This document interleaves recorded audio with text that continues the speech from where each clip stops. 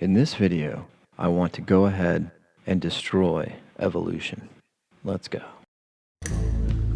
I have come here to chew bubblegum and kick ass, and I'm all out of bubblegum.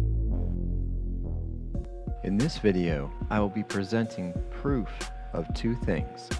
The first thing I will prove is that evolution is not true and did not happen. And the second thing is by disproving evolution, I will be proving that life was created.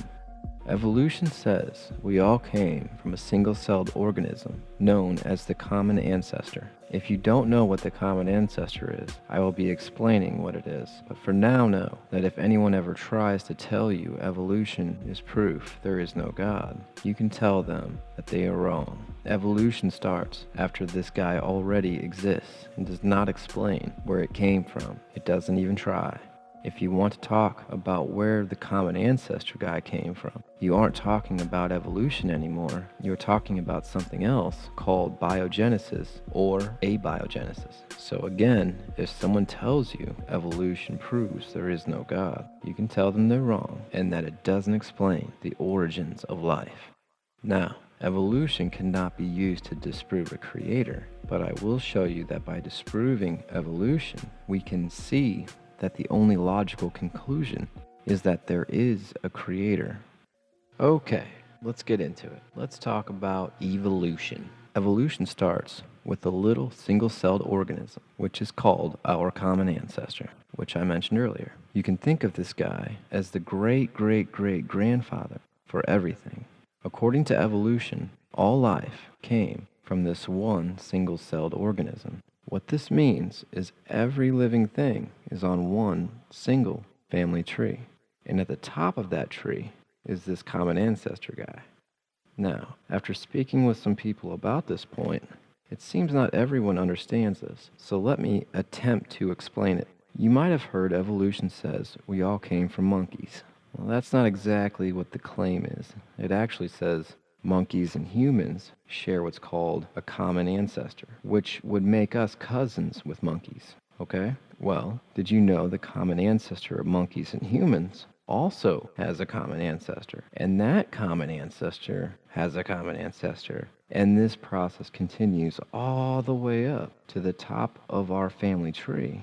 The guy on the top is the original common ancestor, who is a single-celled organism. Now this means that we are all cousins. We're cousins of everything. If it eats, breathes, grows, or has a pulse, we are related to it. So remember, according to evolution, every living thing is related and is on the same family tree.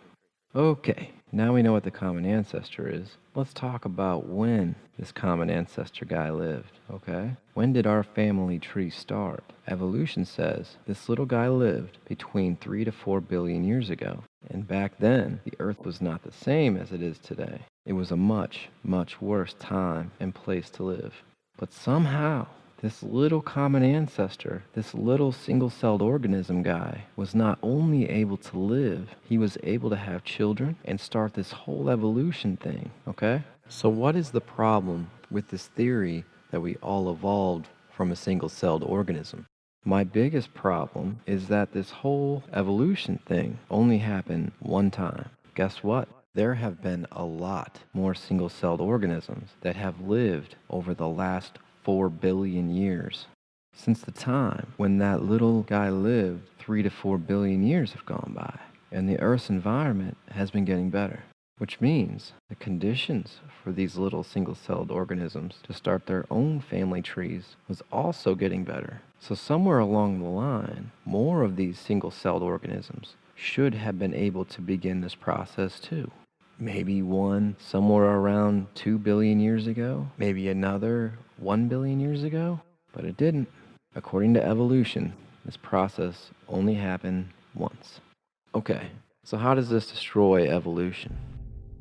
The fact that there is not more than one family tree is proof that evolution is wrong.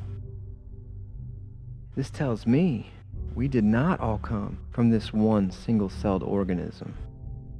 This tells me no life ever evolved from a single-celled organism. Think about it. This tells me we have a common ancestor, but it's not a single-celled one. It seems clear to me the only logical, true common ancestor is God. Now, people say you need time to see evolution. Well, 4 billion years